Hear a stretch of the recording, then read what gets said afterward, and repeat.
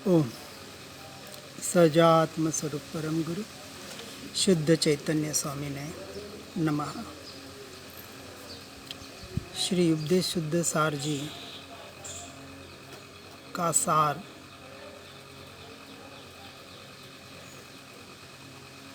सारे शास्त्रों में जो सार बताया जा रहा है, सार तो एक ही है कि परद्रव्य पर भावों से हटकर स्वद्रव्य और स्वभाव में एकत्व, ममत्व, कर्तृत्व और भोक्तृत्वपना स्थापित करना, अर्थात मैं मेरापना करना।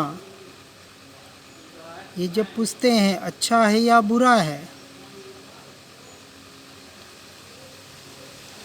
तो जनरली जवाब आता है कि बुरा है।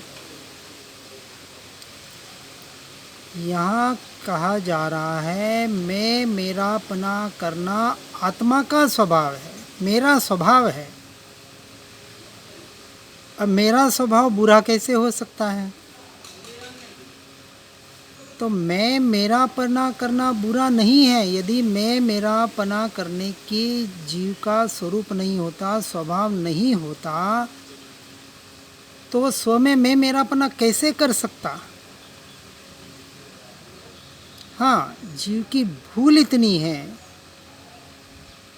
कि वह मैं मेरापना अज्ञानता की वजह से, मिथ्यात्व की वजह से, सच्ची समझ नहीं होने की वजह से परद्रव्य पर भावों में कर रहा है। ये भूल है। तो भूल को मूल से निकालना है, अर्थात जो मैं मेरापना परद्रव्य पर भावों में हो रहा है उसे स्वयं में करना है। इतनी सी साधना है और यही सच्चा कर्तव्य है। संसार का एक भी कर्तव्य सच्चा कर्तव्य नहीं है। बच्चों को बड़ा करना, माता पिता की सेवा करना, व्यवहार निभाना, शरीर को टिकाने के लिए सारे प्रयास करना आदि व्यवहार से भले कर्तव्य कहे जाते हैं। अपनी अपनी भूमिका के अनुसार समझना है बराबर, लेकिन परमार्थ संसार के कर्तव्य को एक अंश मात्र भी उपादेय नहीं मानता। अंश मात्र भी मेरु शिखर जितना दूर मानता है।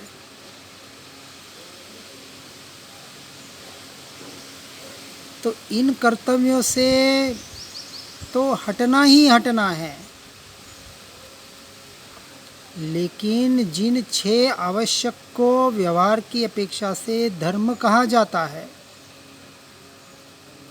यह भी मात्र पुण्यबंध का काम करने वाला होने से, परमार्थ की अपेक्षा से, शुद्ध निश्चय नहीं की अपेक्षा से 100% हेय है, छोड़ने योग्य है। ये मान्यता में होता है, छोड़ता नहीं है। और जैसे जैसे शुद्ध की, अपने आत्मा की, स्वरूप की, स्वभाव की आराधना में जीव गुणस्थानक में आगे बढ़ता है, वैसे वैसे ये छूट जाते हैं।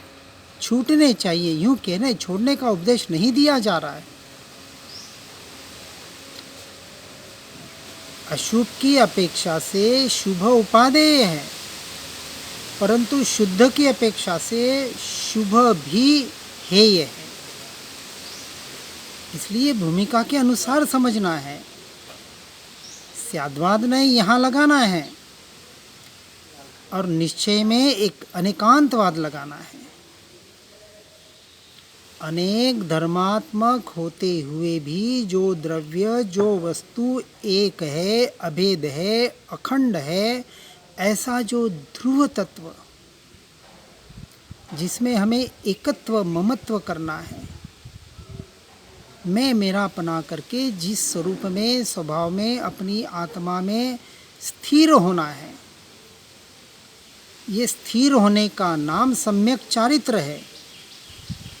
लेकिन आत्मा में वही स्थिर हो सकता है जिसका श्रद्धान दृढ़ है, अर्थात सम्यक दृष्टि, जो अपने आप को सिर्फ और सिर्फ आत्मा स्वीकार करता है, परद्रव्य परभावों से संपूर्णतः भिन्न न्यारा स्वतंत्र स्वीकार करता है, वही जीव सम्यक चारित्र की आराधना का अधिकारी है। इसलिए सम्यक चारित्र का फाउंडेशन, बेस, पाया, मूल, यह सम्यक दर्शन बताया, यह मान्यता, यह दृढ़ श्रद्धान अपने अस्तित्व का, अपने होनेपने का, अर्थात आस्तिक की अपेक्षा से अपने होनेपने का, उसमें नास्ति गर्भित हो जाती है।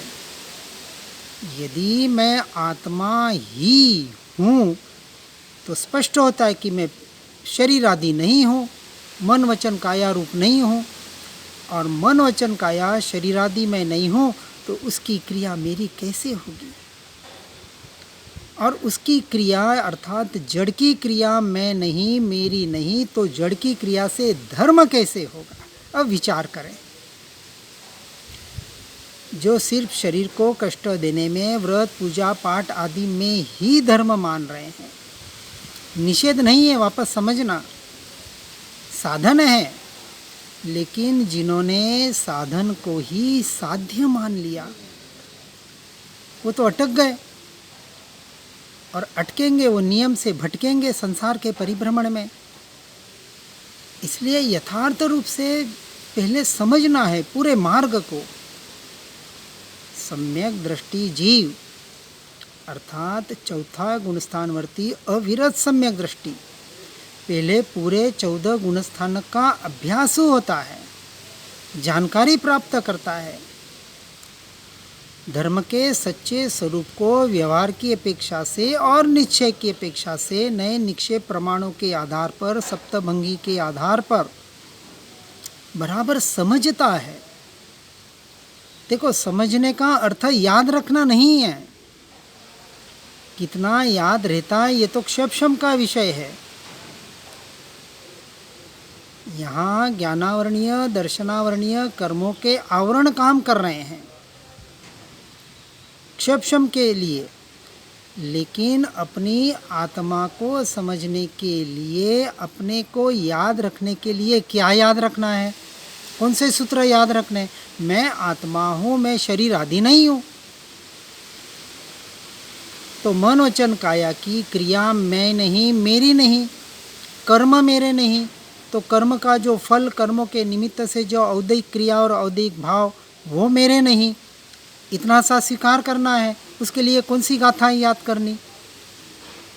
तो ये नास्तिक की अपेक्षा से, और आस्तिक की अपेक्षा से मैं शुद्ध स्वभावी, अभेद, अखंड, त्रिकाली, ध्रुव तत्व, चैतन्य स्वभावी भगवान आत्मा ही हूँ, इतना स्वीकार करना है। और ज्ञान से मात्र मैं जानता हूँ, और परद्रव्य को जानने के काल में स्वद्रव्य अपने स्वभाव का ही ज्ञाता दृष्टा हूँ, इतना सा तो याद रखना है। इतनी सी तो साधना है, और इतना याद नहीं रख पा रहे हैं तो फिर साधना कैसे कर पाएंगे? अरे याद नहीं रहता, याद नहीं रहता। किसी ने 20 साल पहले दी हुई गाली याद रहती है? और महापुरुष पुकार पुकार पर कह रहे, परमात्मा, ज्ञानी पुरुष, भावलिंगी संत, कि तू आत्मा है, तू आत्मा है, तू शरीर आदि नहीं है। कोई कह दे तू गधा है तो गुस्सा आ जाता है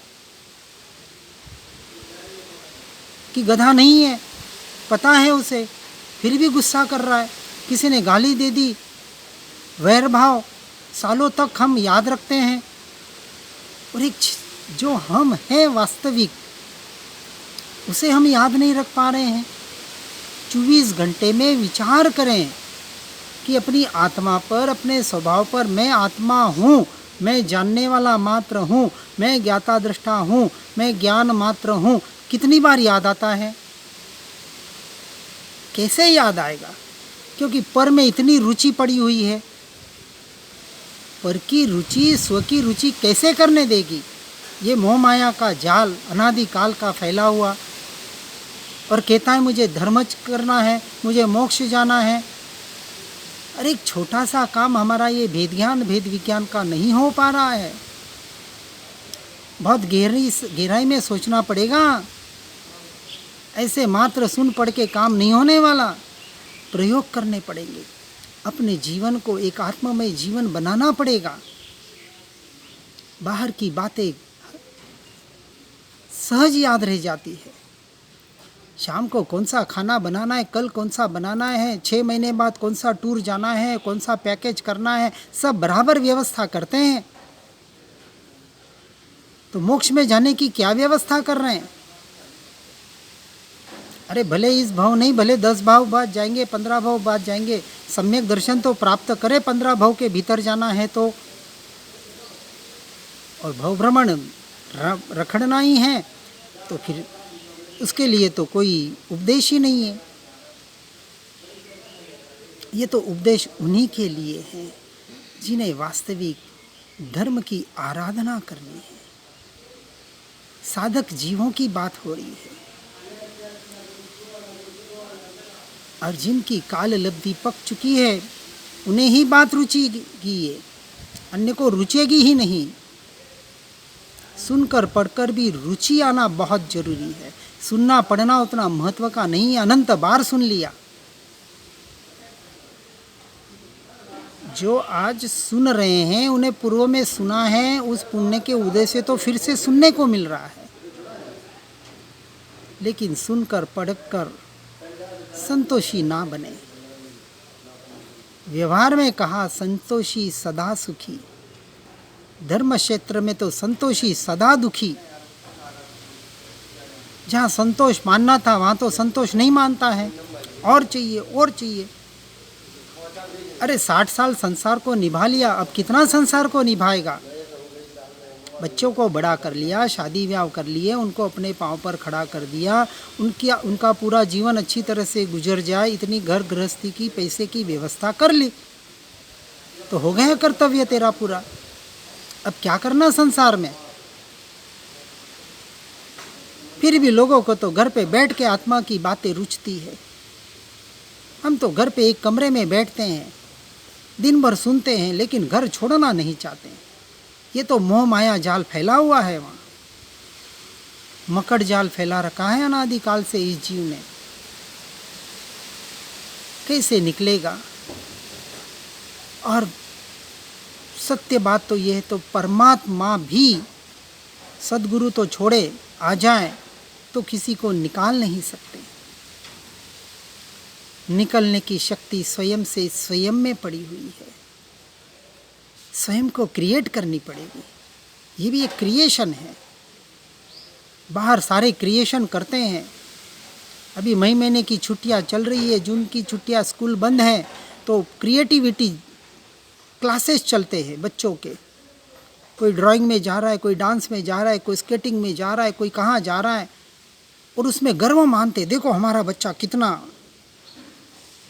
कोई बच्चे में मानता है, कोई पोते पोतियों में मान रहा है, मेरे पोते ने ये कर लिया, वो कर लिया। अरे क्या कर लिया? खाक कर लिया। उनको पूछे कि धर्म की आराधना कितनी की छुट्टियों में, कितनी बार पूजा पाठ के, भले चलो निश्चय का नहीं, व्यवहार से तो जुड़े। कितने जनों को 24 तीर्थंकरों के नाम याद है? अरे भविष्य और भूत की तो छोड़े, वर्तमान की बात कर रहे हैं। कितने जनों को 20 वीरमानों के नाम याद हैं? अरे मैं आत्मा हूँ, कितने को पता है? छुट्टियों में कम से कम रोज 1 घंटे की ये क्लास तो करवाते बच्चों को। ये संस्कार तो नहीं दे रहे हैं और गर्व कर रहे हैं, मेरा बच्चा देखो स्केटिंग में आगे नहीं, उसने ऐसा कर दिया नहीं, उसने ऐसा सर्टिफिकेट ले लिया नहीं, स्कॉलरशिप आ गई। कौन सी स्कॉलरशिप आई? अज्ञानता की स्कॉलरशिप में जीव बढ़ रहा है, उसकी महिमा आ रही है। ये कहीं ना कहीं हमारे राग का हम पोषण कर रहे हैं। अरे कम से कम दूसरों की तो छोड़े, लेकिन जो सुन पढ़ रहे हैं वो तो इस बात को समझे, वो तो इन चीज़ों से हटने का प्रयास करें। और ये प्रयास करना हो तो देखिए, कोई क्या कहे मुझे नहीं पता, लेकिन मैं तो बार बार कहूँगा, कि निवृत्ति क्षेत्र ही उसका उपाय है। वानप्रस्थ अवस्था 51 के बाद बताई गई थी हमारे ऋषि महर्षियों ने, हमारे साधु संतों ने। ब्रह्मचर्याश्रम 20 साल तक, चलो आज का 25 साल पकड़े, शादी नहीं होती है तब तक। गृहस्थाश्रम 51 साल तक, चलो आज 60 साल तक पकड़े कि गवर्नमेंट रिटायर्ड नहीं करती है तब तक। फिर वानप्रस्थ आश्रम, अरे इस भाव में संन्यास्त आश्रम तक तो नहीं पहुंच सकते, मुनिराज तो नहीं बन सकते, लेकिन एक सच्चे व्रती गृहस्थ तो बन सकते हैं। अरे व्रती नहीं लेकिन अव्रती सम्यक दृष्टि तो बन ही सकते हैं ना। अव्रती सम्यक दृष्टि चौथे गुणस्थानक प्राप्त करने के लिए भी कुंद आचार्य ने 6 महीने का समय दिया। 6 महीने घर पे रहकर नहीं, घर से छूटकर एकांत में जाके, निवृत्ति क्षेत्र में जाके, सत्संगियों के साथ रहकर, तत्व को सही समझकर, तत्व का निर्णय करके, अपने वस्तु स्वरूप का, पदार्थ का निर्णय करके निरंतर निरंतर निरंतर कहा, तब जाके 6 महीने में सम्यक दर्शन होता है, आत्मा की अनुभूति होती है, आत्मा का दृढ़ श्रद्धान होता है। निवृत्ति में जाके भी इधर उधर की बातें करनी हो तो घर क्या कम था क्या? विचार करें, साधक बनने का प्रयास करें। साधना करने के लिए यह मनुष्य भाव मिला है, और ऐसे महा पुण्य के उदय से भावलिंगी संतों की वाणी सुनने को मिल रही है। हम सुनने को बैठे हैं, इतनी तो रुचि आई। अब इस पुण्य का निरंतर सदुपयोग करें, नहीं तो ये पुण्य भी व्यर्थ में चला जाएगा। पुण्य खर्च हो गया, वापस मिलने वाला नहीं है। पाप अभी सत्ता में पड़ा है, तो वो पाप को भी भोगने कहीं ना कहीं जाना पड़ेगा। क्योंकि इस जमा खर्च में ऐसा नहीं है कि कुछ पैसे दे दिए तो आपके जमा में कमतरी हो गई। यहाँ तो पुण्य को भी भोगना पड़ता है और पाप को भी भोगना पड़ता है। इसलिए नियम से सम्यक दृष्टि जीव इतना पुण्य का बंध करते हैं कि उन्हें स्वर्ग में ही जाना पड़ता है, वो भी ऊंचे लोक में, नीचे वाले नहीं। नवग्रह सर्वार्थ सिद्धि, जो भी ऊंचे से ऊंचा 33 सागरोपम तक का आयुष्य मिलता है, फिर भी चौथा गुणस्थानक 33 सागरोपम तक सिर्फ और सिर्फ वहाँ स्त्रियां नहीं है, सिर्फ आत्मा की बातें होती है। हम भी सिर्फ आत्मा की बातें कर लेंगे, पढ़ लेंगे, सुन लेंगे तो क्या होगा? तो स्वरूपाचरण चारित्र के साथ साथ संयमाचरण चारित्र में भी आगे बढ़ने का पुरुषार्थ करें। ये मनुष्य भोग की हमारी सफलता है। नहीं तो ठीक है, कीड़े मकोड़े जैसे आते हैं चले जाते हैं, वैसे ही हम कीड़े मकोड़े की तरह, जानवरों की तरह जीवन जी लेंगे। बच्चे पैदा कर लिए, बड़े कर लिए, संसार बना लिया, एक घर बना लिया, बंगला बना लिया, पैसा कमा लिया और चले गए। क्या कर लिया? अपने लिए क्या किया? अपने लिए यानी समझना, जीव कहते हैं 60 साल के बाद अब अपना जीवन जियो, तो वो शरीर के लिए जीने लग जाते हैं। शरीर को दृढ़ रखे, साफ रखे, स्वच्छ रखे, व्यायाम करे, योगा करे, प्राणायाम करे, वॉकिंग करे, टॉकिंग करे, क्या क्या नहीं कर रहे हैं, शरीर के लिए ही कर रहे हैं। देहाध्यास छूटा कहाँ है? कहीं न कहीं धर्म के नाम पर शरीर माध्यम खलु धर्म साधनम, कोई गाथा बोल लेते हैं और धर्म के नाम पर भी शरीर को ही टिकाने का प्रयास कर रहे हैं। अरे देहात्म बुद्धि छोड़नी है, छूटनी है। ये मार्ग है वैराग्य का, ये मार्ग है मोक्ष का। हाँ ठीक है, शरीर को फेंकने की बात नहीं कर रहे हैं, टिकाएं, जितनी ज़रूरत है उतना जरूर उस पर ध्यान दें, भेद ज्ञान भेद विज्ञान के साथ।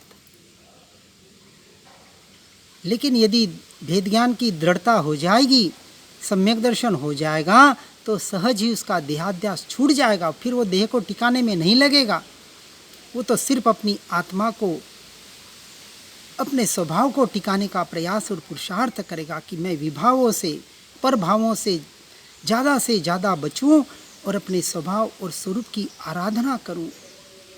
यही तो साधना है, यही तो धर्म है, यही तो सच्चा मोक्ष मार्ग है। सुनकर समझकर अपने जीवन को परिणमित करने का, परिवर्तित करने का दृढ़ता से निर्णय करके इस मार्ग पर आगे बढ़ने का प्रयास और पुरुषार्थ करें। इसी भावना के साथ ओम नमः सिद्धम। जिन वाणी के ज्ञान से हो सम्यक श्रद्धान, हो चारित्र महान और पाऊं पद निर्वाण। निज निधि निज में बताई, यह अनंत उपकार है। उसके लिए जिन वाणी माँ को वंदना शतवार है, वंदना शतवार। ओम नमः सिद्धम।